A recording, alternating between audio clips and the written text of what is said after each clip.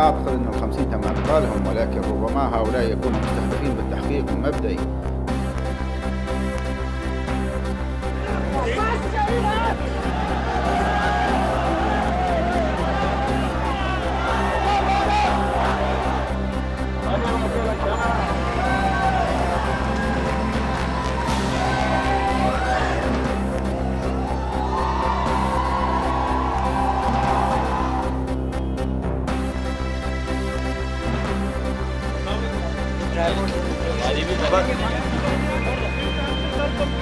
هذه